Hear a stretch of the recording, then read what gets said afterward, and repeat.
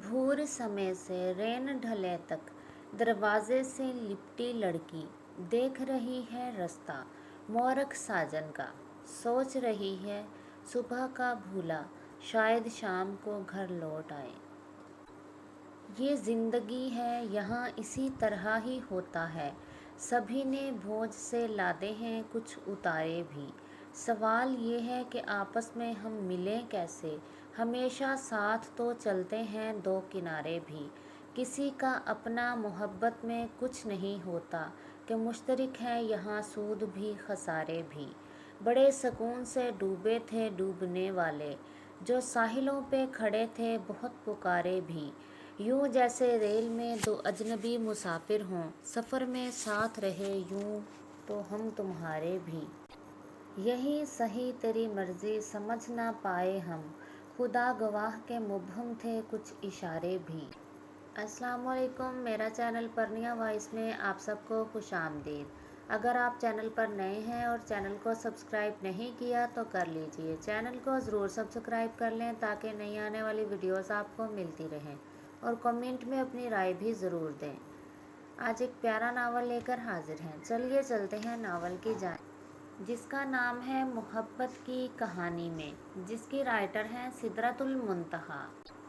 किस्त नंबर 2। अच्छा, वो आंखों से नज़र का चश्मा हटाते हुए सोच में पड़ जाती। बताया होगा, शायद नहीं बताना चाहिए था, है ना। बताना चाहिए हर वो बात जो सच हो, सच से जुड़ी हो। अब किसे पता ए बी के आगे क्या होगा। दूसरी दुनिया का तसव्वुर अब इतना भी पुरयकीन नहीं है। कई ख्यालात हैं, कई बातें, जो जाता है वही देख पाता है। हम तो बस बातें बनाते हैं। आपने कहा था कि बातों के ख्याल ऊपर से नाजिल होते हैं, जो सच बन जाते हैं या फिर सच बनकर ही उतरते हैं। ओह, मैं क्या कुछ बता देती हूँ तुम्हें। ए बी, मुझे खुद याद नहीं रहता। वो सर झटक कर बाहर निकलती या अंदर चले जाती और वो सर हिला देता। आप बोलती हैं, मुझे सोचना पड़ जाता है। ना बोलें तो मैं कैसे सोचूं। मैं अपना बहुत कम सोचता हूँ, और अब इसे सोचने की ही आदत पड़ गई थी। वहीद ने एक लम्हे को पीछे नज़र की तो इसे सोच में ही पाया। फिर आप फरीद साहिब को कॉल कर लें, हो सकता है इन्हें कोई ज़रूरी काम हो आपसे। इसने याद दहानी करवाई। जाने दो, तुमने अपने घर फ़ोन करके बताया कि तुम कहीं दूर गए हो। मेरा वहाँ कोई इंतज़ार नहीं करता एबिक भाई। वो बहुत कम कम ही भाई कहता था इसे। जब कहता तब बहुत हसासियत होती थी इसके अंदर।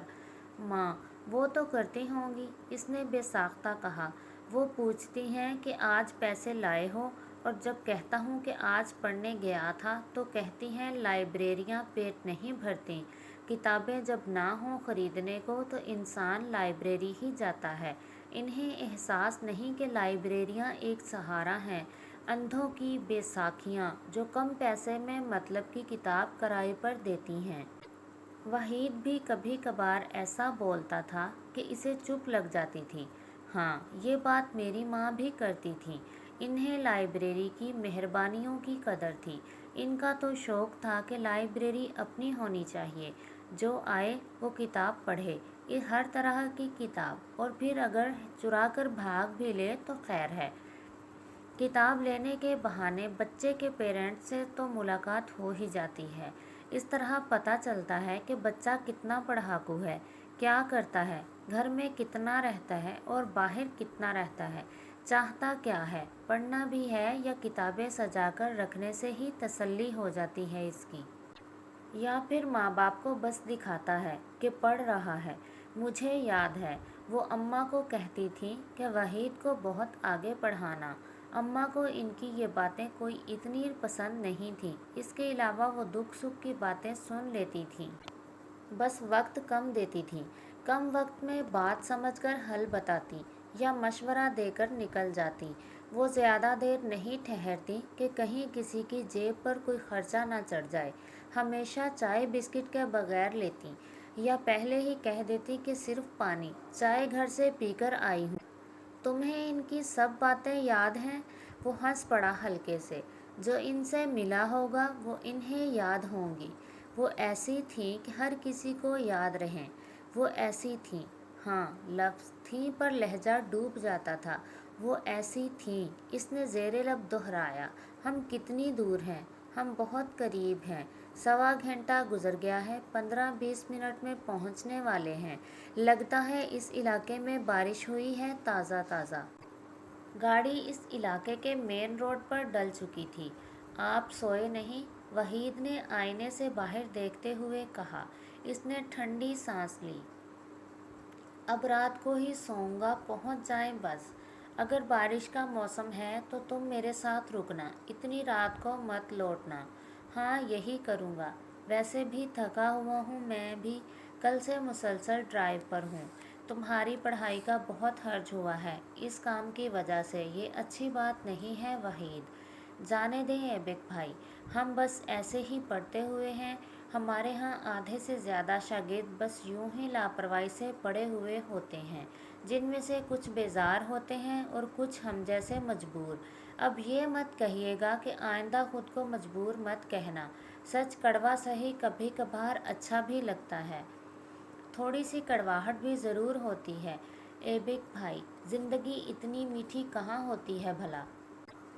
وہ اس کے ساتھ رہ کر اسی طرح کا ہو جاتا تھا کبھی کبھار۔ راستہ کم پڑ گیا تھا اس لیے وہ مزید بحث نہ کر پایا۔ گاڑی جا کر زینت بنگلے کے سامنے رکی۔ یہ زینت بیگم کے گھر مین روڈ کے آگے ہی تھا۔ سامنے ایک چھوٹی سی بستی دکھائی دیتی تھی۔ نئے پرانے مکانوں کی اوپر نیچی بے ترتیب قطار تھی۔ روڈ گیلا تھا، مکانوں کی کچھ چھتیں بھیگی ہوئی تھیں۔ لگتا تھا تازہ تازہ بارش رکی ہے۔ اسے فکر ہونے لگی کہ یہ پھر سے نہ برسنے لگے۔ وہ پہلے کی طرح اب بارش سے اتنا خوف زدہ تو نہیں ہوتا تھا، مگر بارش اسے اداس ضرور کر دیتی تھی۔ بچپن میں تو وہ چیختا تھا یا کانوں کو ڈھانپ لیتا تھا۔ اسے آسمانی بجلی کا شور ڈراتا تھا۔ وہ ان کے بازو سے لگ کر دبک جاتا۔ مت کرو اے بی۔ کتنا زور سے بازو پکڑا۔ مجھے آسمانی بجلی سے ڈر لگتا ہے ایبک۔ آسمانی بجلی کچھ نہیں کہتی، یہ بادلوں سے بات کرتی ہے، اس کی آواز ہی ایسی ہے۔ امی، یہ گرے گی تو نہیں؟